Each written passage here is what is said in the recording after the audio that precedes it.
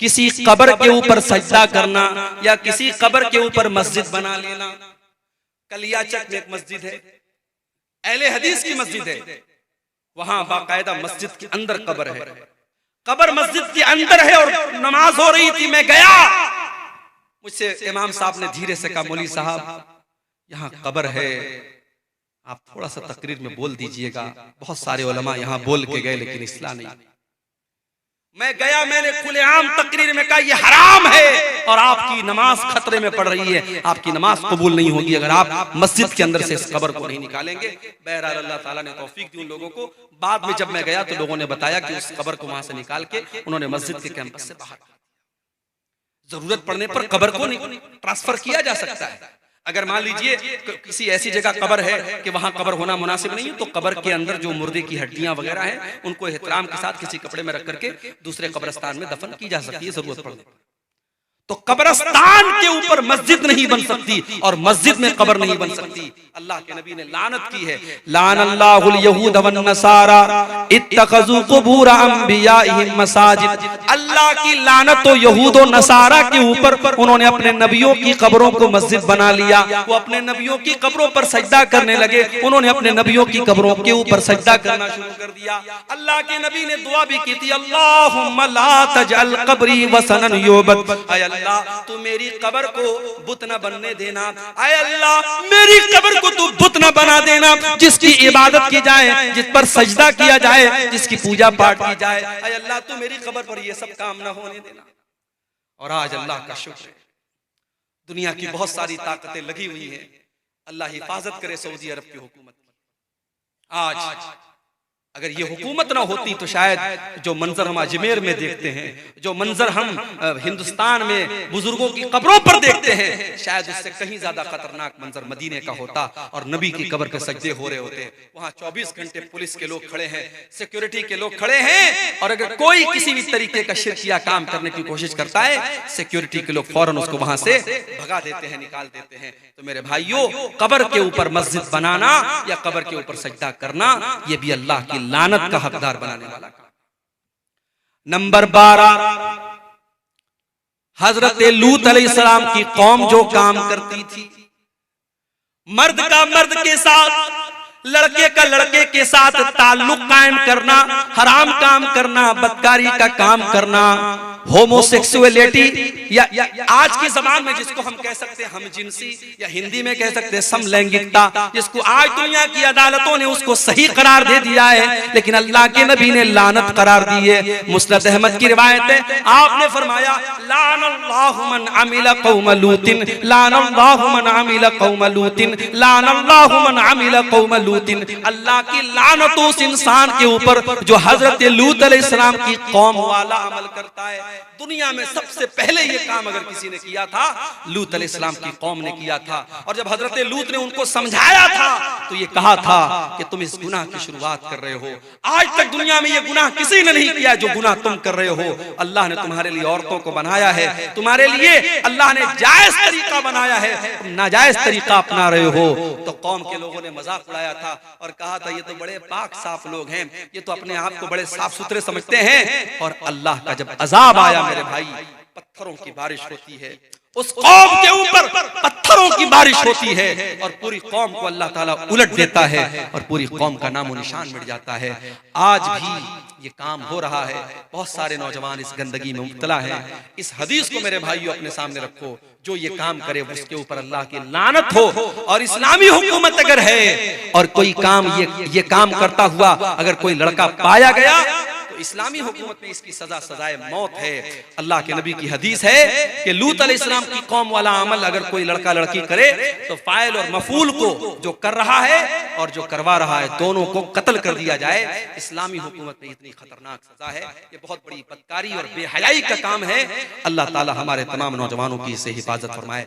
तो ये 12वीं चीज है कि जो ये हजरत लूत अलैहिस्सलाम की अमल वाला, उनकी कौम वाला जो अमल करता है, इस अमल करने वाले पर भी अल्लाह के नबी ने लानत की है।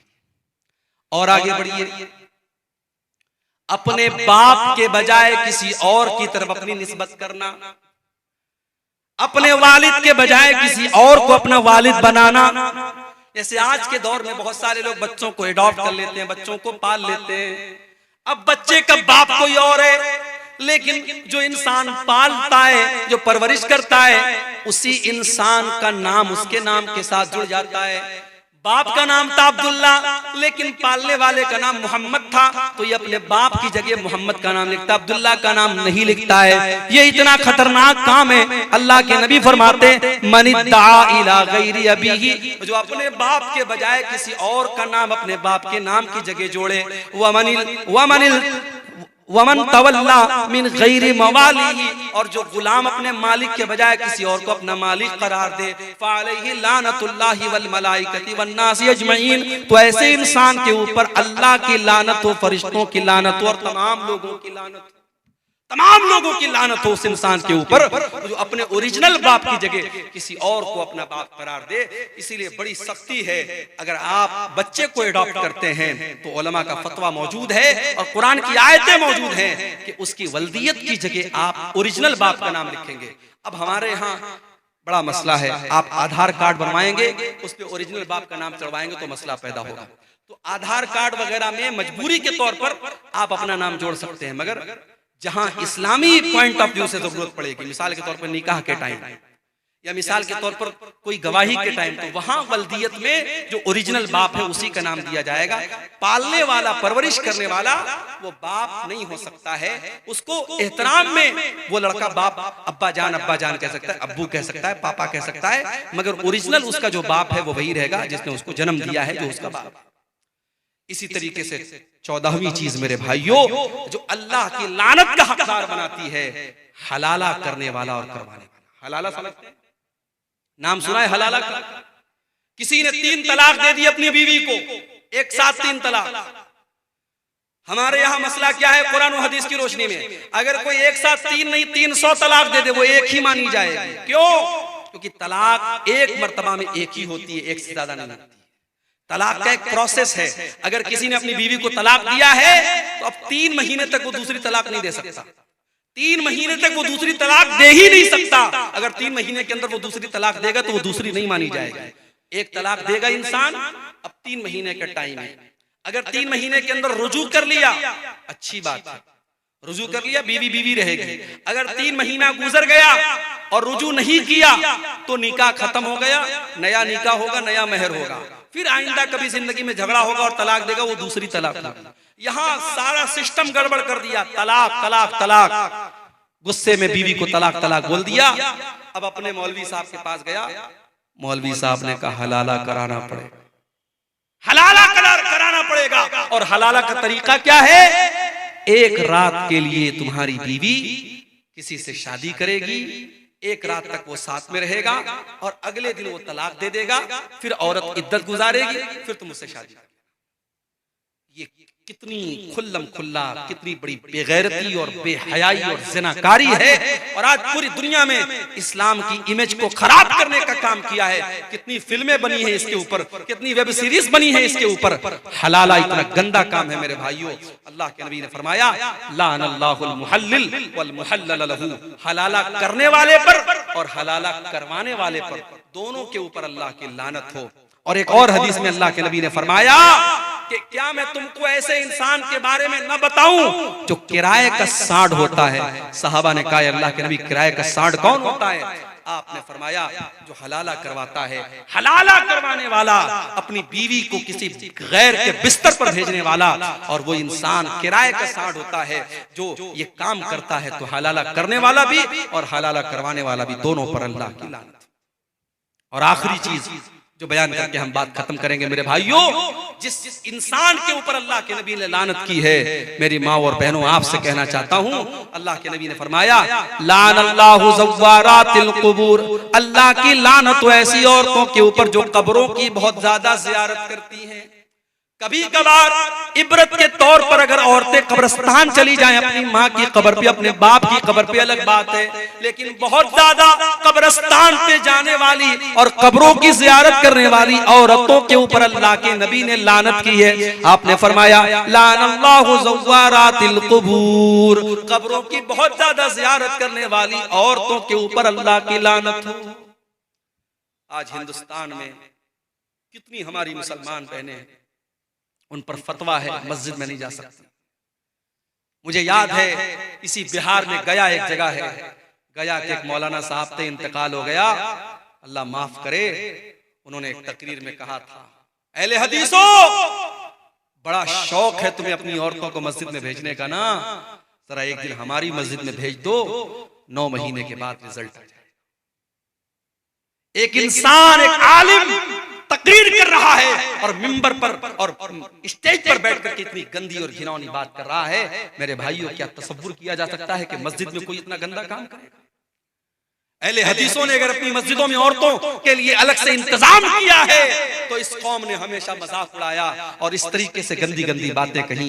मगर आज जब पूरे हिंदुस्तान में लाखों की तादाद में मुसलमान औरतें जब मुर्तद होने लगी और इस्लाम को छोड़ करके दूसरे मजहब में जाने लगी और बाप दादा की नाक कटवाने लगी, तब धीरे धीरे कुछ फतवे आने लगे, कुछ जुबानें खुलने लगी और दिल्ली से फतवा आया और कहां से फतवा आया कि हाँ साहब, औरतों को भी मस्जिद में भेजना चाहिए, पर्दे का इंतजाम हो तो औरतें जा सकती हैं। अब फतवे में थोड़ी नरमी आई है। हम तो हमेशा से कहते चले आए कि अपनी औरतों को मस्जिद में भेजो। मेरे भाई, तुमने मस्जिद में तो नहीं भेजा, अजमेर की दरगाह पर औरतों की भीड़ मौजूद है, कछौछा की दरगाह पर औरतों की भीड़ मौजूद है, जितने कब्रें और जितने बुजुर्गों के मजार हैं पूरे हिंदुस्तान में आप चले जाइए, वहां मर्दों से ज्यादा आपको औरतें मिल जाएंगी। मुंबई चले जाओ, हाजी अली की दरगाह समंदर के बीच में मौजूद है, आप चले जाओ, मर्द आपको कम मिलेंगे, औरतें ज्यादा मिलेंगी। मेरे नबी ने लानत की है ऐसी औरतों पर जो कब्रिस्तान बहुत ज्यादा जाती हैं। कभी कभार इबरत के तौर पे चली जाएं, अलग बात है, मगर इन दरगाहों पर, इन कब्रों पर, इन मजारों पर कोई इबरत के लिए नहीं जाता है। वहां अय्याशी होती है, वहां शिर्क होता है, वहां हरामखोरी होती है। मेरे भाइयों, हमारी औरतों को इस चीज से बचना चाहिए और हमें अपनी औरतों को इससे बचाना है। अल्लाह के नबी ने लानत की, ऐसी औरतों पर अल्लाह की लानत हो। और एक और हदीस में अल्लाह के नबी ने फरमाया, लानल्लाहु ज़ाइरातिल क़ुबूर, अल्लाह की लानत हो ऐसी औरतों पर जो कब्रों की ज़ियारत करती हैं, वल मुत्तखिज़ीना अलैहल मस्जिद, और कब्र के ऊपर मस्जिद बनाने वाली औरतों पर भी अल्लाह की लानत हो। वस्सुरुज, और कब्र के ऊपर चिराग जलाने वालों पर भी अल्लाह की लानत हो। आदम अलैहिस्सलाम का और इब्लीस का वाकया बयान किया और अल्लाह ने फरमाया कि जब हमने आदम को पैदा किया और फरिश्तों को हुक्म दिया कि तुम आदम के आगे सजदा करो, तो सारे फरिश्तों ने सजदा किया, इब्लीस ने सजदा नहीं किया। इब्लीस हालांकि फरिश्ता नहीं था, जिन था, मगर फरिश्तों के साथ रहता था। इसलिए जब अल्लाह ने फरिश्तों को हुक्म दिया तो इब्लीस भी उस हुक्म में शामिल था, मगर उसने सजदा नहीं किया। क़ाल मा मनाका अन तस्जुद लिमा खलक़तु बियदैया अस्तकबरता अम कुन्त मिनल आलीन। अल्लाह ने फरमाया, इब्लीस, जिस आदम को मैंने अपने हाथों से पैदा किया है और जिसको मैंने सजदा करने का तुमको हुक्म दिया था, ऐ इब्लीस, तुमने मेरा हुक्म क्यों नहीं माना? तुमने आदम के आगे सजदा क्यों नहीं किया? अब अस्तकबरता, ऐ इब्लीस, क्या तू बहुत बड़ा घमंडी अपने आप को समझता है? क्या तू बहुत घमंड कर रहा है? क्या तू अहंकार कर रहा है? क्या तू तकब्बुर कर रहा है? अम कुन्त मिनल आलीन, या तू बहुत बड़ा हो गया है, तू बहुत ऊंचा हो गया है, तू अल्लाह के हुक्म को भी नहीं मान रहा है?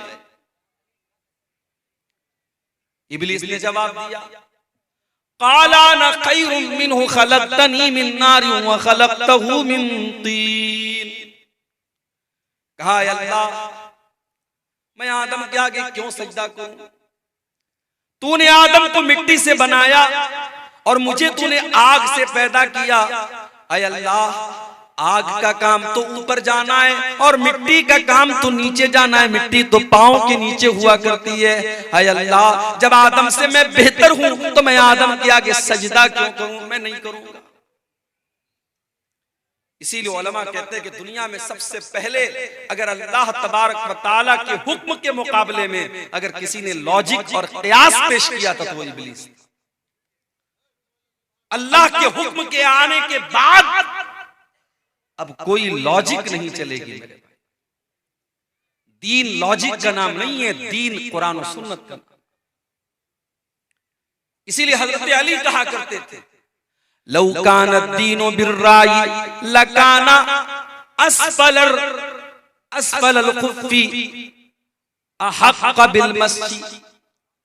हजरत अली कहते हैं अगर दीन की बुनियाद लॉजिक पर होती, अगर दीन की बुनियाद अकल के ऊपर होती, तो मोजे पर जब हम मसा करते हैं तो मोजे के निचले हिस्से पर मसा करते, ऊपर न करते। गंदगी तो नीचे लगी होती है, गर्दो गुबार तो नीचे लगा होता है, डस्ट तो नीचे लगा रहता है, मगर हम ऊपर मसा करते हैं। हजरत अली कहते हैं ये दलील है इस बात की कि दीन की बुनियाद लॉजिक पर और अकल पर नहीं है। दीन अकल, अल्लाह और उसके रसूल के हुक्म के आने के बाद अब अकल नहीं चलाना है। सबसे पहले अगर अकल चलाई थी तो इब्लीस ने चलाई। का मैं क्यों सजदा करूं आदम के आगे? मैं आग से पैदा हूं, आदम मिट्टी से पैदा है, मैं नहीं कर सकता। क़ाल फ़ख़रुज मिन्हा फ़इन्नका रजीम। अल्लाह तबारक व तआला फरमाता है ऐ इब्लीस, जब तूने मेरा हुक्म नहीं माना तो निकल जा तू जन्नत से, और तू निकल जा फरिश्तों के पास से, और तू निकल जा मेरी रहमत से। आज के बाद तू शैतान रजीम बन गया, तू शैतान मरदूद बन गया। जब भी दुनिया तेरा नाम लेगी तो शैतान रजीम कहेगी, शैतान मरदूद कहेगी। व इन्ना अलैका लानती व इन्ना अलैका लानती इला यौमिद्दीन। और ऐ इब्लीस, अब कयामत तक तेरे ऊपर मेरी लानत बरसती रहेगी, तू मेरी रहमतों से दूर रहेगा। अब कयामत तक तो मेरी रहमत का हकदार नहीं बन सकता, तू हमेशा हमेश के लिए मेरी रहमतों से दूर हो गया। तो लानत का मतलब होता है अल्लाह की रहमत से दूर होना। अब यहां एक मसला और समझ लीजिए, शरीयत में गुनाह दो टाइप के होते हैं, एक होते हैं छोटे मोटे गुनाह और एक होते हैं बड़े गुनाह। छोटे मोटे गुनाह को क्या कहा जाता है? सगीरा। और बड़े गुनाहों को क्या कहा जाता है? कबीरा।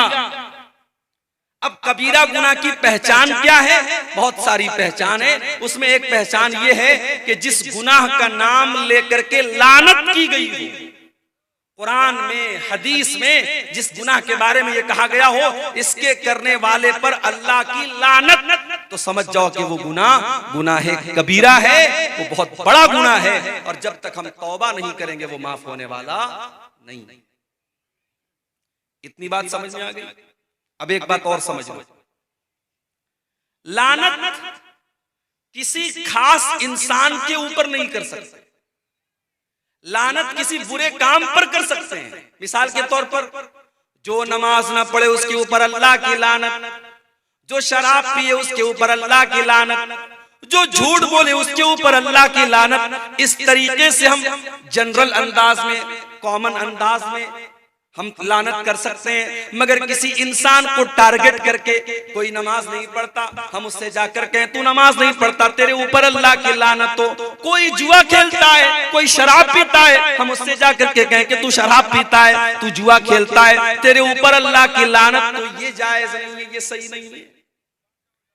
किसी एक इंसान को टारगेट करके आप लानत नहीं कर सकते। लानत हम आम अंदाज में, एक जनरल अंदाज में, कॉमन अंदाज में हम कर सकते। अच्छा, किसी चीज को लानत नहीं कर सकते। एक मर्तबा एक सहाबी जा रहे थे, रास्ते से बहुत तेज हवा चल रही थी। अब जब हवा बहुत तेज चली तो उनकी चादर उनके कंधे से गिर गई। उन्होंने हवा के ऊपर लानत भेजी, कहा लानत तो इस हवा के ऊपर, इसके चक्कर में मेरी चादर गिर गई। अल्लाह के नबी के कानों में सहाबी के जुमले पड़ गए। कहा ला तलानहा, ऐ मेरे सहाबी तुम हवा के ऊपर लानत मत भेजो, तुम हवा के ऊपर लानत मत करो। फ़इन्नहा मामूरतुन, हवा अपने मन से नहीं चलती है, हवा तो अल्लाह ताला के हुक्म से चला करती है। ऐ मेरे सहाबी, एक हवा के ऊपर भी तुम्हें लानत करने का अधिकार नहीं है। अगर तुमने किसी के ऊपर लानत की और वो चीज लानत के लायक नहीं है तो लानत लौट करके तुम्हारे पास आ जाएगी। तो किसी को हम लानत नहीं कर सकते, किसी इंसान को, किसी चीज को टारगेट करके लानत नहीं कर सकते। बुरे अमल के ऊपर हम लानत कर सकते। अब आज की मेरी तकरीर का जो टॉपिक है, हम ऐसी कुछ चीजें देखेंगे, कुछ एक्टिविटीज देखेंगे कुरान और सुन्नत की रोशनी पर। अल्लाह के नबी ने लानत की है किसी जमीन या जगह के निशान को मिटाने। मिसाल के तौर पर आपका खेत है, आपके खेत के बगल में आपके पड़ोसी का खेत है। अब आप क्या कर रहे हैं, बाउंड्री को आप मिटा रहे हैं ताकि आप उसके खेत में 2-4 मीटर 2-4 फीट आप उसके खेत में बेईमानी कर लें। जमीन के निशान को मिटाना ये भी लानत वाला काम है। दलील क्या है? दलील बुखारी शरीफ की हदीस है। हजरत अली से किसी ने कहा, ऐ अली, अल्लाह के प्यारे नबी ने आपको जो राज की बातें बताई है वो हमको बता दीजिए। हजरत अली नाराज हो गए, कहा नहीं नहीं, अल्लाह के नबी ने कोई ऐसी बात हमें नहीं बताई है जो और लोगों को न बताई हो। हाँ, लेकिन एक मर्तबा अल्लाह के नबी ने 4 बातें मुझे बताई थी, हो सकता है ये बातें किसी और को न बताई हो। अल्लाह के नबी ने फरमाया, लानल्लाहु मन लान वालिदहु, अल्लाह की लानत हो उस इंसान के ऊपर जो अपने बाप के ऊपर लानत करता है। कोई बाप के ऊपर भी लानत करता है? हाँ। आपने किसी और के बाप को बुरा भला कहा, जवाब में उसने आपके बाप को बुरा भला कहा, हो गई बाप के ऊपर लानत। और कुछ बदनसीब तो ऐसे भी होते हैं जो डायरेक्ट अपनी माँ को, अपने बाप को गाली देते हैं, लानत करते हैं। नहीं मेरे भाई, माँ बाप अगर गलत भी करें, माँ बाप अगर जुल्म भी करें, उनका अमल अल्लाह के हवाले कर दो, मगर उनके साथ बदतमीजी मत करो। उन्हें अल्लाह ताला ने तुम्हारे पैदाइश का जरिया बनाया। तुम्हारी माँ न होती, तुम्हारे बाप न होते तो तुम दुनिया में नहीं आ सकते। उनकी कुर्बानियां, उनकी मेहनतें कभी भूलो मत। माँ ने 9 महीने पेट में रखा, बाप ने खून पसीना एक किया, तब तुम किसी लायक बने हो। अगर तुम्हें बूढ़े माँ बाप मिले हैं, उनकी कद्र करो, उनकी खिदमत करो। इम्मा यबलुगन्ना इंदकल किबरा अहदुहुमा औ किलाहुमा फला तकुल लहुमा उफ्फिन वला तनहरहुमा वकुल लहुमा कौलन करीमा।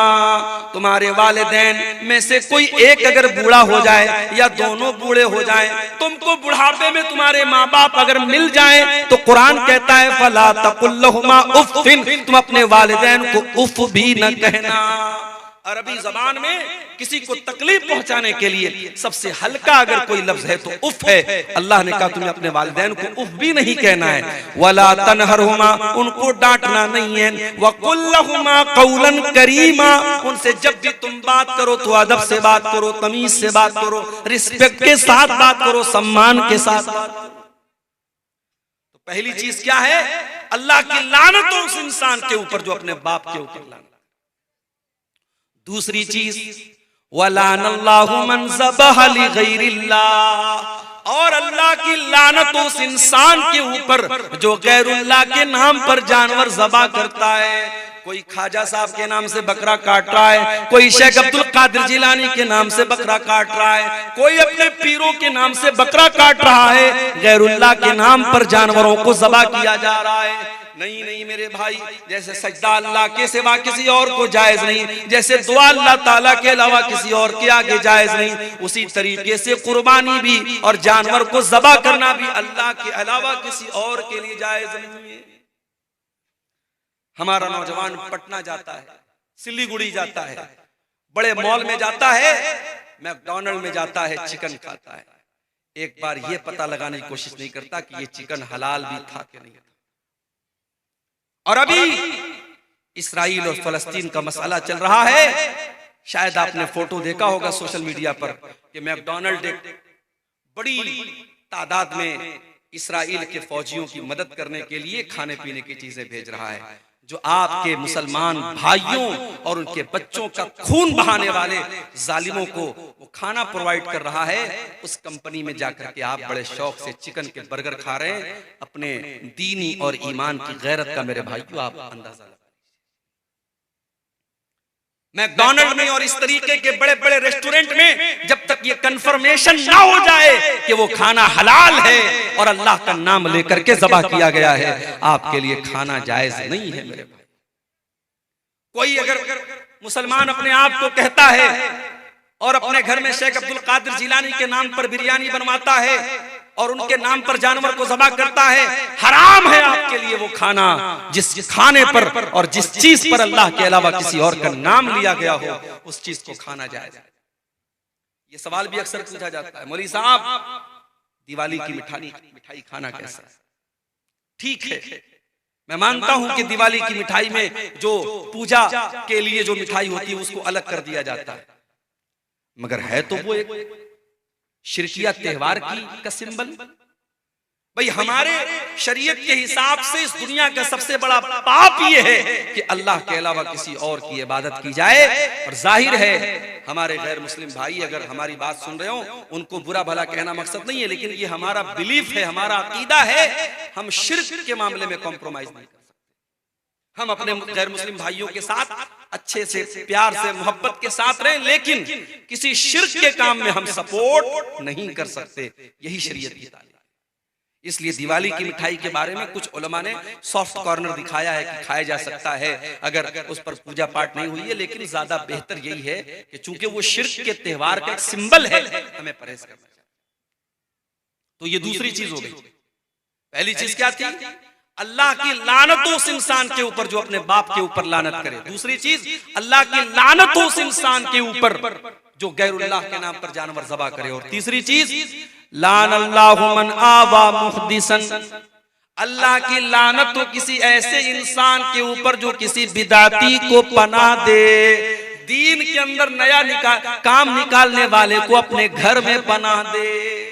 जब घर में पनाह नहीं दे सकते, मोबाइल में कैसे पनाह दे सकते? एक साहब ने मेरे पास वीडियो भेजा, मौलवी साहब जरा ये वीडियो सुनिए किसका है, बड़ा अच्छा वीडियो लग रहा है। मैंने देखा वीडियो ऐसे इंसान का तो जो सहाबा को गाली देता है। मैंने कहा वीडियो डिलीट कर। जितनी भी अच्छी बात हो जो मेरे नबी के सहाबा को बुरा भला कहता है, मैं उसकी बातों को अपने जूते की नोक पर रखता हूं। मैंने कहा वीडियो डिलीट कर, इस वीडियो को कहीं शेयर कर। जब बिदाती को घर में पनाह देना जायज नहीं, तो मोबाइल में और स्टेटस में पनाह देना कैसे जायज होगा? इसलिए किसी ऐसे आलिम को, अभी कल मेरी तकरीर थी, कहां पे थी? सदलपुर में। वहां कलकत्ता से एक साहब तकरीर करने के लिए आए थे। मौजू रिवायत, मनगढ़ंत रिवायत बयान कर रहे हैं। मैंने तकरीर में कहा अहले हदीस के स्टेज पर ऐसे लोगों को मत बुलाओ मेरे भाई। क्या हो गया है हमारी कौम को? अभी एक जलसे में मैंने सुना ऐसे मुकर्रिर को बुलाया जा रहा है जिसके बाकायदा यूट्यूब के ऊपर भजन मौजूद है, जो गैरुल्लाह के लिए भजन गाता है और गैरुल्लाह के लिए जो है अल्लाह के अलावा दूसरों की तारीफ में वो लंबे लंबे कसीदे पढ़ता है और कुफरिया बातें करता है। उसको आज हमारी जमात अहले हदीस के और शेरशाबादी के स्टेज पर बुलाया जाता है। ये शर्म की बात नहीं मेरे भाई। अकीदा भी कोई चीज होती है, ईमान भी कोई चीज होती है। हमारे स्टेज का एक वकार है, एक सम्मान है, एक डिग्निटी है, एक पहचान है, एक आइडेंटिटी है। उसको बर्बाद मत करो मेरे भाई। जिसकी भी लच्छेदार बातें हैं और जिसके कभी आपने नाम सुन लिया उसको बुलाने मत लगो। पता लगाओ वो आलिम है कि नहीं, वो अहले हदीस है कि नहीं, उसका अकीदा सही है कि नहीं। जब बिदाती को पनाह देना जायज नहीं है, तो बिदाती को अपने मोबाइल में भी पनाह देना जायज है। चौथी चीज वलान अल्लाहु मन गय्यर मनारल अर्ज़ी, और अल्लाह ताला की लानत हो उस इंसान के ऊपर जो जमीन के निशानों को मिटा दे, जो अपने खेत के निशान को मिटा करके पड़ोसी के खेत पर नाजायज कब्जा कर ले, अपनी जमीन के कागजात में हेर फेर करके अपने भाई की जमीन पर नाजायज कब्जा कर ले, जमीन के निशानात को मिटा ले, उस इंसान के ऊपर अल्लाह की लानत हो। अच्छा, मुझे एक बात समझ में नहीं आती, किसी की जमीन हड़प कर आप क्या लेके जाएंगे मेरे भाई? मान लो आपने किसी की जमीन नाजायज तरीके से हड़प ली, आपको तो जाना है 2 गज जमीन में ना, उससे ज्यादा तो नहीं मिलेगी आपको। अब वो जमीन आपकी औलाद, आपके बच्चे फायदा उठाएंगे, आप खुद भी गुनहगार हुए, आपके बच्चे भी गुनहगार होंगे, और आपको मिलने वाली भी चीज नहीं है, आप तो कब्र ही में जाएंगे। ऐसी जमीन जायदाद के लालच का क्या करना है मेरे भाई? इसीलिए अल्लाह के नबी फरमाते हैं, मैं एक इंसान हूं, मेरे पास लोग जमीनों जायदाद का मसला लेकर के आते, हो सकता है कि किसी की चिकनी चुपड़ी बात को सुन करके मैं उसके हक में फैसला कर दूं। ऐ मेरे साहबा कान खोल करके सुन लो, अगर मैंने गलत फैसला कर दिया और जो हकदार नहीं था उसको जमीन, उसको मैंने दूसरे की जमीन दे दी, तो कान खोल करके सुन लो, फ़इन्नमा अक़तउ लहू क़ितअतम मिनन नार, मैं जमीन का टुकड़ा नहीं दे रहा हूं, मैं जहन्नम की आग का टुकड़ा दे रहा हूं। इसलिए वो जमीन लेने वाला कान खोल करके सुन ले। मेरे भाइयों, सब ठाट पड़ा रह जाएगा जब लाद चलेगा बंजारा, किसी की जमीन जायदाद नाजायज तरीके से मत हड़पो। आज अफसोस की बात है, कचहरियों में, अदालतों में सबसे ज्यादा केस अगर मिलेगा मुसलमान का मिलेगा। कोई भाई की जमीन पर कब्जा करके बैठा है, कोई बहन की का हक मार के बैठा है, कोई बेटी का हक मार के बैठा है। मेरे भाई ऐसा न करो, अल्लाह के नबी ने लानत की। और आगे बढ़िए, लानत का हकदार बनाने वाला दूसरा काम, अल्लाह के प्यारे नबी फरमाते हैं, लान अल्लाहु आकिल रिबा व मुकिलहु व कातिबहु व शाहिदैहि, अल्लाह की लानत हो सूद खाने वाले पर, सूद खिलाने वाले पर, सूद की गवाही देने वाले पर और सूद को लिखने वाले पर। और आपने आगे ये भी फरमाया, वहुम सवा, सबके सब बराबर हैं, खाने वाला भी बराबर, खिलाने वाला भी बराबर, सूद लिखने वाला भी बराबर और सूद की गवाही देने वाला भी बराबर। आज ये काम भी बड़े धड़ल्ले से हो रहा है। कोई बंधन लोन चल रहा है साहब, औरतों को लोन दिया जा रहा है, बैंक वाला आता है, मर्दों को किनारे करके पहले औरतों से बात करता है, तुम्हें लोन चाहिए, पहले से बीवी बेचारी, उसको उसके शौहर ने सिखाया, बोल देना हाँ चाहिए, 1-2 लाख रुपए का लोन बड़ी आसानी से मिल जाता है, हर महीने ब्याज भरा जा रहा है। मेरे भाई, ये मसला आपको किसने बता दिया कि ब्याज का सिर्फ लेना हराम है? अल्लाह के नबी फरमाते हैं, ब्याज खाने वाले पर भी अल्लाह की लानत और ब्याज खिलाने वाले पर भी। और एक बात और सुन लो, ब्याज खाने के बाद अगर आप नमाज पढ़ रहे हैं, हज भी कर रहे हैं, उम्रा भी कर रहे हैं, इस बात का डर है कहीं हमारी इबादतें हमारे मुंह पर मार ना दी जाए। सूद ब्याज खाने वाले की इबादतें उसके मुंह पर मार ना दी जाए, इसलिए कि अल्लाह के नबी ने बड़े सख्त अल्फाज में फरमाया है कि सूद और ब्याज के 70 से ज्यादा दर्जे हैं, जिसमें सबसे हल्का दर्जा ये है, अन यज़नी अर्रजुलु बि उम्मिही, इंसान अपनी सगी मां के साथ। कोई सोच नहीं सकता, कोई तसव्वुर नहीं कर सकता कि अपनी मां के साथ जिना करे। सूद खाने वाला अपनी मां के साथ जिना करने से ज्यादा खतरनाक।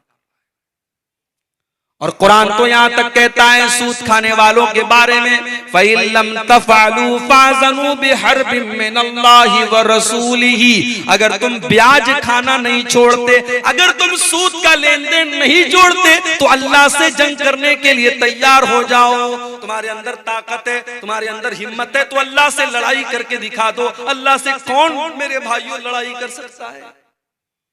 इसलिए सूद का लेन देन बिल्कुल बंद करो। अब ये एक अलग मसला है, हम हिंदुस्तान में रहते हैं, पूरा हमारा कारोबार बैंकिंग सिस्टम पर है, बैंक में हमारा सेविंग अकाउंट खुला है, हर क्वार्टर पर, हर 4 महीने पर हमारे बैंक में इंटरेस्ट आता है।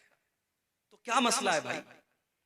कोई मसला नहीं है। बैंक की पासबुक को अपडेट करो, चेक करो मेरे पास कितनी इंटरेस्ट आ रहा है, कितना ब्याज आ रहा है। जो साल में ब्याज आ रहा है उस ब्याज को आप बैंक से निकाल लो, किसी गरीब को, किसी बीमार को, किसी जरूरतमंद को दे दो। इसलिए नहीं कि सवाब मिलेगा, इसलिए ताकि वो पैसा इस्तेमाल हो जाए, बैंक उसको इस्तेमाल ना करे, आप भी उसको इस्तेमाल नहीं करेंगे, किसी जरूरतमंद को दे देंगे बस अपनी जान छुड़ाने के लिए। ये बिल्कुल सिंपल तरीका है। बाकी किसी और तरीके से इंटरेस्ट और ब्याज से फायदा उठाने की कोशिश मत करो, ये बहुत बड़ा गुनाह है।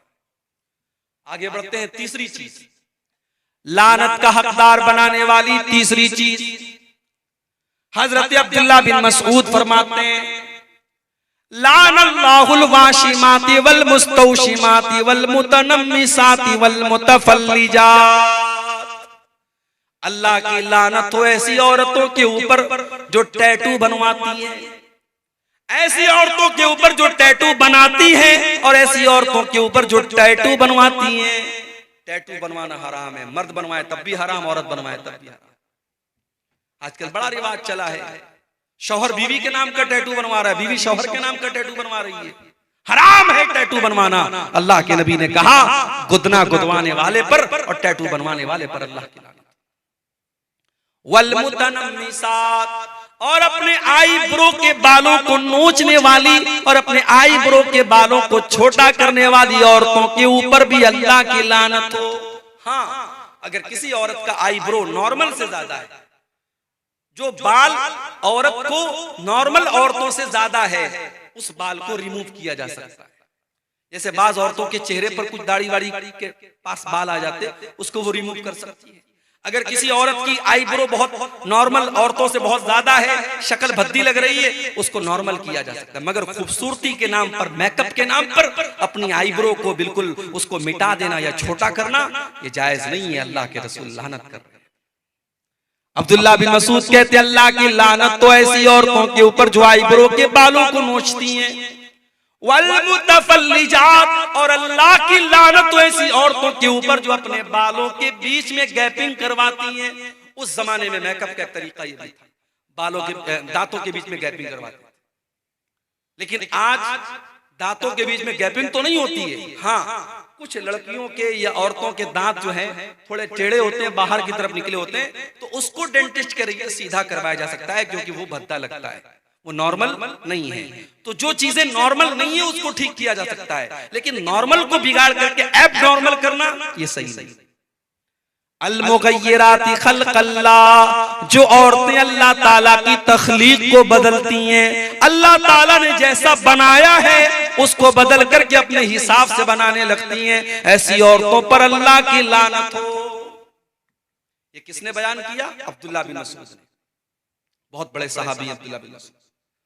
जब उन्होंने ये बात बयान की, एक औरत थी कबीले बनु असद की, उसका नाम था उम्मे याकूब। उस औरत को पता चला कि अब्दुल्ला बिन मसूद ऐसी ऐसी बातें कर रहे हैं। वो अब्दुल्ला बिन मसूद के घर आती है और कहती है बलगनी अन्नका लानता कईता वकईता, ऐ अब्दुल्ला मुझे पता चला है कि आप ऐसी ऐसी औरतों का नाम लेकर के लानत कर रहे हैं। हजरत अब्दुल्ला ने फरमाया बिल्कुल सही सुना है तुमने, मैं आज भी लानत करता हूं, और मैं लानत क्यों न करूं जिसके ऊपर अल्लाह के रसूल ने लानत की है और जिसका जिक्र अल्लाह ने अपनी किताब में कुरान में किया है। ओ मेरी प्यारी माओ बहनों, अब जरा गौर से सुनना, मैं जो बात बयान करने जा रहा हूं। जब उस औरत ने ये सुना कि हजरत अब्दुल्ला ये फरमाते हैं कि जिन औरतों के ऊपर कुरान में लानत की गई है, मैं उन औरतों के ऊपर लानत क्यों न करूं, तो वो औरत क्या जवाब देती है? वो कहती है क़राअतु मा बैन दफ्तैन, ऐ अब्दुल्ला मैंने पूरा कुरान पढ़ा है, सूरे फातिहा से लेकर के सूरे नास तक, अल्हम्दुलिल्लाह रब्बिल आलमीन से लेकर के मिनल जिन्नति वन नास तक। ऐ अब्दुल्ला मैंने पूरा कुरान पढ़ा है, लेकिन पूरे कुरान में मुझे कहीं पर ऐसी औरतों का जिक्र नहीं मिला। आप ये कहां से बयान कर रहे हैं? इससे पता ये चला कि वो औरत कुरान की हाफिजा थी। आज बहुत मुश्किल है, लड़कियां आमतौर से हाफिजा नहीं बन पाती, और बहुत सारी लड़कियां हाफिजा बनती हैं मदरसे में, तो जब शादी होती है ससुराल में जाती हैं, अपने किचन का काम करने में, बच्चों को पालने में मगन हो जाती है, कुरान याद करके भूल जाती है। वो औरत कुरान की हाफिजा थी, कुरान की आलिमा थी। आज हमारी लड़कियां कहां हैं, हमारी बेटियां कहां हैं? कल मैंने सदलपुर के जलसे में कहा था, आज सोनबरसा में भी कह रहा हूं, हमारी शेरशाबादी कौम में मदरसे माशाअल्लाह बहुत सारे खुले हैं, मगर सारे लोग अपनी बच्चियों को मदरसे में नहीं पढ़ाते। बहुत सारे लोग अपने बच्चियों को स्कूल में पढ़ाते, कॉलेज में पढ़ाते हैं, और सही है, जायज है, हराम तो नहीं है, पढ़ा सकते हैं, जरूरी नहीं कि हर आदमी अपनी बच्ची को मदरसे में डाले। मगर जो लड़की आपकी स्कूल में जा रही है, कॉलेज में जा रही है, मुझे बस एक सवाल का जवाब दे दो, उस लड़की को दीन कौन सिखाएगा? वो लड़की किसी हाफिज जी के पास जाकर के कुरान पढ़ लेगी तो उससे दीन तो नहीं सीखेगी। दीन कहां सीखेगी वो? मुझे लोगों ने बताया कि हमारे इलाके में ईदैन की नमाज में औरतों का इंतजाम नहीं होता, ईदगाह में औरतों का इंतजाम नहीं होता। मस्जिदों में मैंने देखा 90% मस्जिदों में जुमा की नमाज में औरतों का इंतजाम नहीं है। आपकी औरतें दीन कहां सीखेंगी मेरे भाई? जलसे में सीखेंगी? जलसे में दीन कम सीखती है, मार्केटिंग ज्यादा करती है। पिंडाल के नीचे औरतें कम मिलेंगी, बाजार में दुकानों पर ज्यादा मिलेंगी।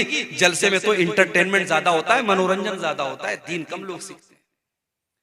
इसलिए मैं बड़े साफ अल्फाज में कहता हूं, अगर अपनी कौम की बेटियों को बचाना है, हर मस्जिद में जहां जुमा की नमाज होती है, आप कदम आगे बढ़ाइए और औरतों का इंतजाम कीजिए। अल्लाह ने अगर एक फ्लोर बनाने की ताकत दी है, थोड़ी हिम्मत करो। और मैं जानता हूं सीमांचल का ये इलाका पिछड़ा इलाका माना जाता है, मगर जब जो खर्च करने पर आते हैं, 6-6 लाख रुपए की जलसे में पिंडाल बनते हैं। अभी कहीं प्रोग्राम होने वाला है, सुना है कि 6 लाख का वहां पिंडाल बन रहा है। अभी कल कब्रिस्तान का चंदा हो रहा था सदलपुर में, लोगों ने बताया कि पूरे गांव में कोई घर ऐसा नहीं जहां से हमने कम से कम 5,000 रुपए चंदा ना लिया हो। जब काम करने पर इंसान तय कर लेता है कि मुझे ये काम करना है, तो बहुत सारे रास्ते निकाल लेता है। हर जुमा की मस्जिद में औरतों का इंतजाम होना चाहिए। आपके घर की औरतें जब जुमा के खुतबे में जाएंगी, साल में 52 जुमा का खुतबा होता है, जब जुमा के 52 तकरीरें वो सुनेंगी, इंशाअल्लाह वो दीन की समझ उनके अंदर पैदा होगी और बहुत सारे फितने खत्म हो जाएंगे।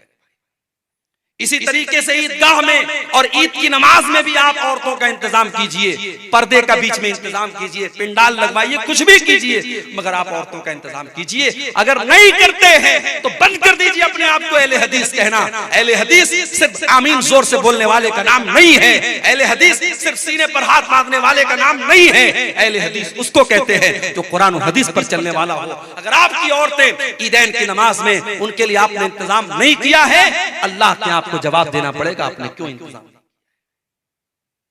वो औरत, उसका नाम उम्मे याकूब था, उसने कहा अब्दुल्ला, मैंने तो पूरा कुरान पढ़ा है, पूरे कुरान में मैंने कहीं पर भी उन औरतों का तस्करा नहीं पाया जिन औरतों का नाम ले लेकर के आप लानत कर रहे हैं। हजरत अब्दुल्ला ने फरमाया, अगर तूने ढंग से कुरान पढ़ा होता तो जरूर तुझे मिल जाता। क्या तूने कुरान के अंदर ये आयत नहीं पढ़ी, वमा आताकुमुर रसूल फखुजुहु वमा नहाकुम अन्हु फंतहु।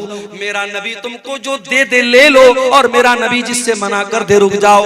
ऐ खातून, मेरे नबी ने ऐसी औरतों का नाम लेकर के लानत की है। जब मेरे नबी ने लानत की है तो समझो अल्लाह ने लानत की है, क्योंकि अल्लाह कह रहा है मेरा नबी जो दे दे ले लो, मेरा नबी जिससे मना कर दे रुक जाओ। कहती है हाँ, अब आपकी बात समझ में। उसके बाद वो औरत कहती है, अय अब्दुल्ला, मुझे पता चला है आपके घर की औरतें भी टैटू बनवाती हैं, मुझे पता चला है आपके घर की औरतें भी आईब्रो सेट करवाती हैं। हजरत अब्दुल्ला ने कहा, जाओ, मेरे घर की अगर किसी औरत का तुम्हें ये अमल मिल जाए तो आकर के मुझे बताओ। वो औरत घर में जाती है।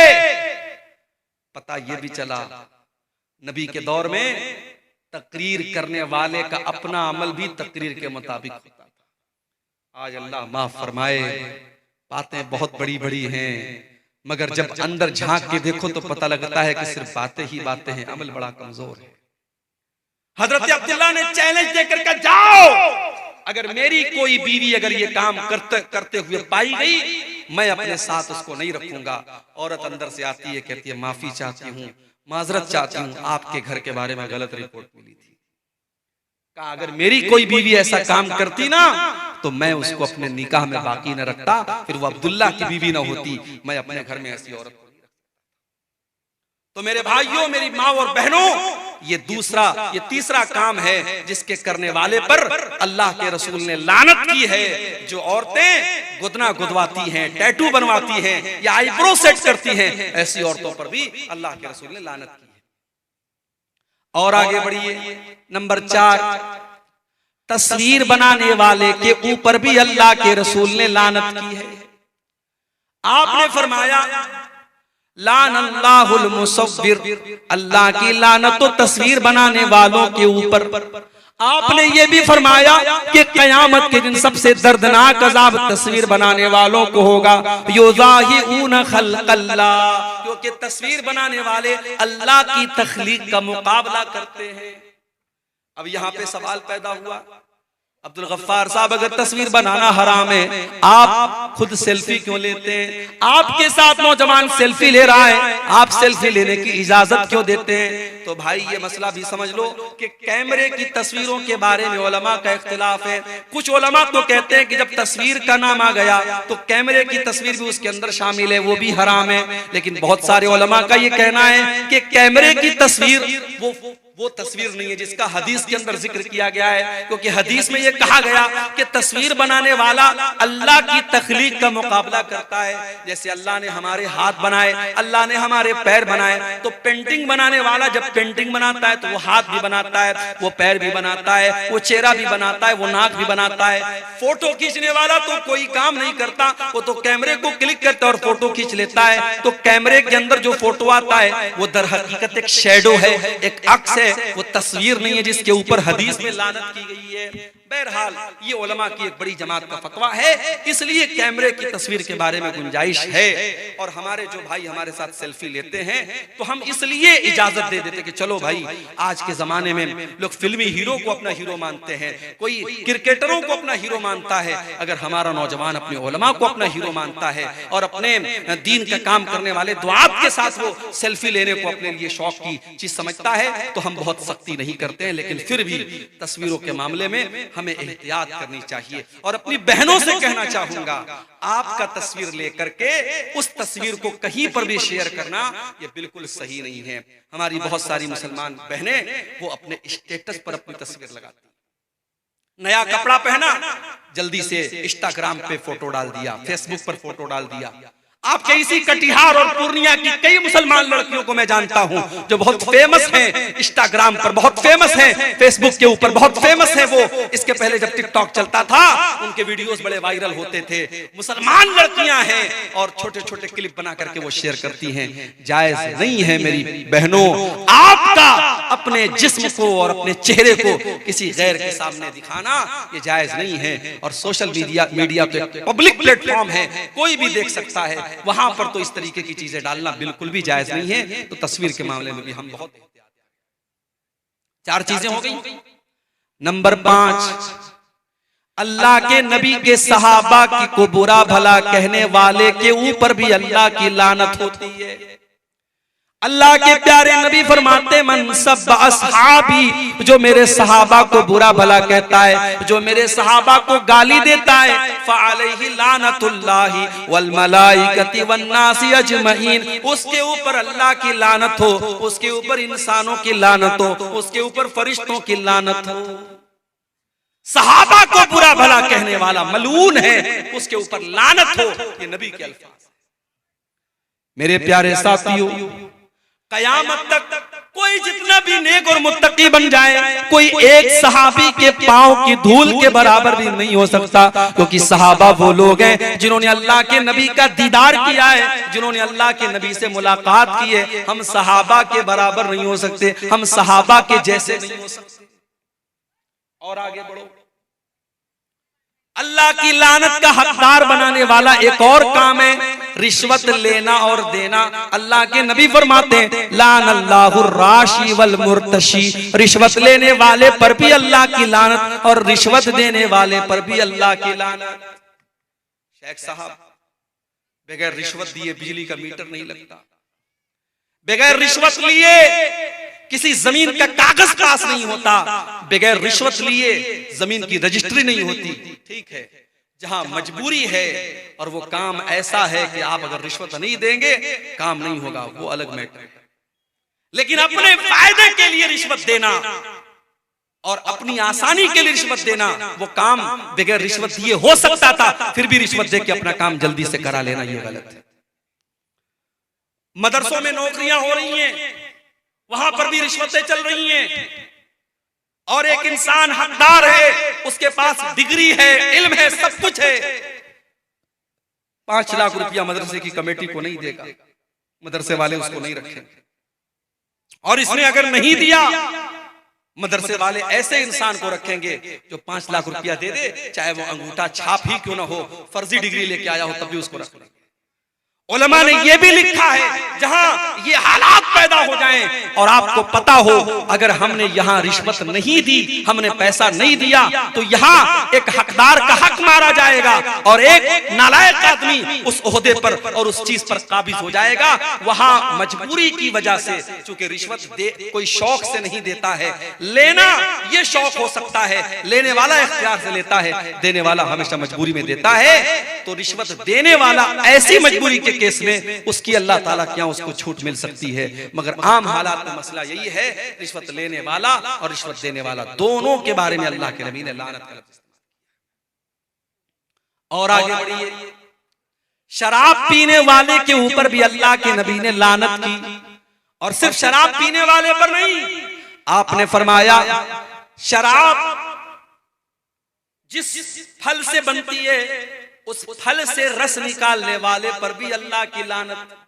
और जो इंसान उस रस को निचोड़ रहा है, उस फल में से, उस अंगूर में से रस को निकाल रहा है, और जो अपने बर्तन में निकलवा रहा है, दोनों के ऊपर अल्लाह की लानत। और इसी तरीके से आपने फरमाया वह बाइहा, शराब के बेचने वाले पर भी अल्लाह की लानत, वह हामिलहा, शराब का बर्तन उठाने वाले पर भी अल्लाह की लानत, वल महमूलत इलैहि, और शराब का बर्तन जिसके पास लेके जाया जा रहा है उसके ऊपर भी अल्लाह की लानत, वल मुश्तरी लहा, और शराब खरीदने वाले के ऊपर भी अल्लाह की लानत, वल मुश्तरात लहू, और जिसके लिए शराब खरीदी जा रही है उसके ऊपर भी अल्लाह की लानत। बड़े बड़े 5 स्टार होटलों में शराब भी परोसी जा रही है और कोल्ड ड्रिंक भी परोसी जा रही है। मैं कहता हूं ऐसे होटलों में जाना ही नहीं चाहिए। बनारस में बहुत बड़ा होटल है, ताज होटल, बनारस का सबसे बड़ा होटल है। मुझे लोगों ने बताया वहां सुअर का गोश्त भी मिलता है, बकरे का गोश्त भी मिलता है। मैंने कहा यार जब सुअर का गोश्त और बकरे का गोश्त दोनों मिलता है तो जाहिर है किचन तो एक है, बर्तन तो एक है, पकाने वाला उसी बर्तन में मटन पका रहा है और उसी बर्तन में पोर्क पका रहा है। मैंने कहा अल्लाह की कसम मैं कभी किसी ऐसे होटल में खाने को पसंद नहीं खाना चाहिए मेरे। शराब का मामला बहुत खतरनाक है। कभी बाहर में कहीं घूमने फिरने जाता हूं अगर और किसी होटल में गया और सिर्फ शराब की बोतल नजर आ गई तो वहीं से तबीयत में कराहियत आ जाती है, वहां से हम निकल जाते। नहीं, नेपाल एक मर्तबा गया, नेपाल में तो लोग बताते पानी कम शराब ज्यादा बिकती है, हर होटल में शराब नजर आ रहा था, परेशान हो गया। बड़ी मुश्किल से एक होटल मिला, एक इंडियन का होटल था, जैन का होटल था, वो बिल्कुल प्योर वेज होटल था और उसके बाहर लिखा था हमारे यहाँ शराब नहीं मिलती है। हम लोग दोस्त लोग थे, हम लोगों ने उस होटल में जाके खाना खाया। परहेज करना चाहिए मेरे भाई, बचना चाहिए। शराब पीना ही हराम नहीं है, शराब में किसी तरीके का सपोर्ट करना यह भी हराम है। और आगे बढ़िए, नंबर 8, अल्लाह की लानत का हकदार बनाने वाला 8वां काम, लान अल्लाहुल मुतशब्बिहीन बिर्रिजाल मिनन निसा, अल्लाह की लानत तो ऐसी औरतों के ऊपर जो मर्दों की नकल करती हैं। वलान अल्लाहुल मुतशब्बिहाति मिनन निसाई बिर्रिजाल, और अल्लाह की लानत तो ऐसे मर्दों के ऊपर जो औरतों की नकल करते हैं। औरतें हैं पैंट और टी शर्ट पहन रही हैं, पैंट और शर्ट पहन रही हैं, टाइट कपड़े पहन रही हैं, ये मर्दों की मुशाबहत नहीं है। छोटे छोटे बाल कटवा के ऐसा लग रहा है कोई मर्द जा रहा है। बाज औरतों को देखिए, कभी कभी कहीं टिकट लेने खड़े हो जाओ, लाइन में कोई औरत खड़ी रहती है और पैंट और शर्ट पहने हैं और छोटे छोटे बाल है, पीछे से समझ में नहीं आता कि मोहतरम है कि मोहतरमा है। आदमी कंफ्यूज हो जाता है कि ये आदमी है कि औरत है। ऐसी औरतों पर लानत की अल्लाह के, और ऐसे मर्दों के ऊपर भी अल्लाह की लानत हो जिनको बस लिपस्टिक लगाना बाकी है। हिजड़े तो ऐसे ही बन गए, दाढ़ी वाड़ी तो बिल्कुल साफ है, और बाल भी माशाल्लाह बाज लड़कों के देखो तो काफी बड़े बड़े रहते हैं। आजकल बाल 2 टाइप के चलते हैं, एक बिल्कुल लेडीज कट बाल और एक सुअर कट बाल जो आधा टकला रहता है आधा बाल रहता है, वो भी हराम है याद। तो ये 2 टाइप के बाल भी हमारा नौजवान रखता है। बाज नौजवानों को देखता हूं कानों में बाली भी पहने रहते हैं, कानों में भी छेद करवाए रहते हैं, कहते हैं फैशन है मौली साहब, सोने की चैन भी गले में डाला हुआ, फैशन है मौली साहब। अभी ये फैशन आया है, कल लिपस्टिक का फैशन आएगा, लिपस्टिक भी लगाएगा ये, परसों फैशन आएगा नेल पॉलिश लगाओ, ये नेल पॉलिश भी लगाएगा। अल्लाह की लानत हो ऐसे मर्दों के ऊपर जो औरतों की मुशाबहत इख्तियार करते हैं, जो औरतों की तरह बातचीत करते हैं। और बाज लड़कों के अंदर मैंने देखा बचपन से अगर वालिदैन कंट्रोल नहीं करते, औरतों के अंदाज में बातचीत करते हैं, तो बड़े होने के बाद औरतों जैसी सिफात पैदा हो जाती है। मर्द को मर्द ही रहना चाहिए मेरे भाई, उसके अंदाज और उसको कपड़े। बात हमारे रिश्तेदारों में हमने एक जगह देखा, एक लड़की थी, बचपन से उसको उसके वालिदैन लड़के का कपड़ा पहनाते थे। आज वो लड़की 20 साल की हो गई, माँ बाप चाहते हैं लड़की सलवार समीज पहने, लड़की औरतों का कपड़ा पहने, मगर बचपन से उसको लड़कों का कपड़ा पहनाया है। आज 20 साल की लड़की होगी, आज भी वो लड़कों का कपड़ा पहनती है, तो ये जायज नहीं है मेरे भाई, अल्लाह के नबी ने लानत की है। और आगे बढ़िए, जो बीवी अपने शौहर का हक अदा ना करे, शौहर की जिस्मानी ख्वाहिश को पूरा करने से इनकार कर दे बिना किसी मजबूरी हो अलग बात है, बीवी बीमार है या कोई नेचुरल प्रॉब्लम है अलग बात है, बगैर किसी मजबूरी के शौहर की जिस्मानी ख्वाहिश को पूरा न करने वाली औरत के ऊपर भी अल्लाह की लानत होती है। बुखारी और मुस्लिम के अल्फाज हैं, अल्लाह के प्यारे हबीब सल्लल्लाहु अलैहि वसल्लम फरमाते हैं, इज़ा दअर रजुलु इम्रातहु इला फिराशी, जब इंसान अपनी बीवी को अपने बिस्तर पर बुलाए, फअबत, तो औरत इनकार कर दे, फबात व हुवा गज़बान अलैहा, और शौहर इस हाल में रात गुजारे के बीवी से नाराज है, अगर शौहर उसी तरीके से रात गुजार दे, लानत हल मलाइका तो हत्ता तुस्बिया, तो सुबह तक फरिश्ते लानत करते रहते हैं ऐसी औरत के ऊपर। लेकिन ये बात याद रखो, इस्लाम में वन वे ट्रैफिक नहीं है। अगर औरत के ऊपर ये फर्ज है कि वो मर्द के इमोशंस और जज्बात का ख्याल रखे, तो मर्द को भी चाहिए कि वो औरत के जज्बात का ख्याल रखे। ये निकाह है भाई साहब, ये कोई जबरदस्ती का सौदा नहीं है। शौहर बीवी के जज्बात का ख्याल रखे, बीवी शौहर के जज्बात का ख्याल रखे, बीवी को मशीन न समझा जाए, बीवी को बच्चा पैदा करने वाली मशीन न समझा जाए, और बीवी के साथ जानवरों जैसा सलूक न किया जाए। ये बात भी याद रखिए। अगर बीवी को हम ये चाहते हैं वो हमारे लिए बेहतरीन कपड़ा पहने, खुशबू लगाए, सजे संवरे, तो भाई साहब जरा आप भी अपनी अदाओं पर गौर कीजिए। आप तो एक्सपेक्ट करते अपनी बीवी से कि वो मेरे लिए खूब मेकअप करे, सजे सवरे, और आप वही बिल्कुल बदशक्ल होकर के, बाल बिल्कुल परागंदा है और बदबू से अटे हुए हैं, पसीने से अटे हुए हैं, और उस हालत में अगर इंसान अपनी बीवी के पास जाता है तो ये भी गलत है। हजरत अब्दुल्लाह इब्न अब्बास कहते हैं कि जिस तरीके से मेरी बीवी मेरे लिए सजती और संवरती है, मैं अपनी बीवी के लिए सजता और संवरता हूं। तो बीवी शौहर का हक अदा करे, शौहर बीवी का हक अदा करे। अल्लाह के रसूल ने ऐसी औरत के ऊपर लानत की है जो शौहर का हक अदा न करे। और आगे बढ़िए, गैर फित्री तरीके से अल्लाह के बनाए हुए निजाम के तरीके के खिलाफ अगर कोई अपनी बीवी के साथ अपनी ख्वाहिश पूरी करता है, उसके ऊपर भी अल्लाह के नबी ने लानत की है। मलऊन मन अतम रातहु फी दुबुरिहा, अल्लाह के नबी फरमाते हैं जो इंसान अपनी बीवी के साथ गलत तरीके से, गैर फित्री तरीके से, जो नेचुरल तरीका है, जो अल्लाह ताला ने निजाम बनाया है मर्द और औरत के दरमियान मुलाकात का, उस निजाम के खिलाफ अगर जाता है, गलत तरीके से गंदे वीडियोस को देखने के बाद उस तरीके से अपनी बीवी के साथ वो काम करने की कोशिश करता है, ऐसे शौहर के ऊपर अल्लाह के नबी ने लानत फरमाई। मलऊन मन अतम रातहु फी दुबुरिहा, जो औरत के साथ गैर फित्री तरीके से सोहबत करता है, उस इंसान के ऊपर भी अल्लाह की लानत। बहुत खोल खोल करके अल्फाज बयान करने की जरूरत नहीं है, आप होशियार समझदार हैं, समझ लीजिए। आज चूंकि हमारे नौजवानों में एक क्रेज है इंटरनेट पर गंदे वीडियोस देखने का, उसकी वजह से बहुत सारे लोग नाजायज और गलत और हराम जो तरीके हैं मियां बीवी से मुलाकात के, वो अपनाते हैं। याद रखो मेरे भाई, ये हराम और नाजायज है और अल्लाह की लानत को का हकदार बनाने वाला। और आगे बढ़िए, नंबर 11,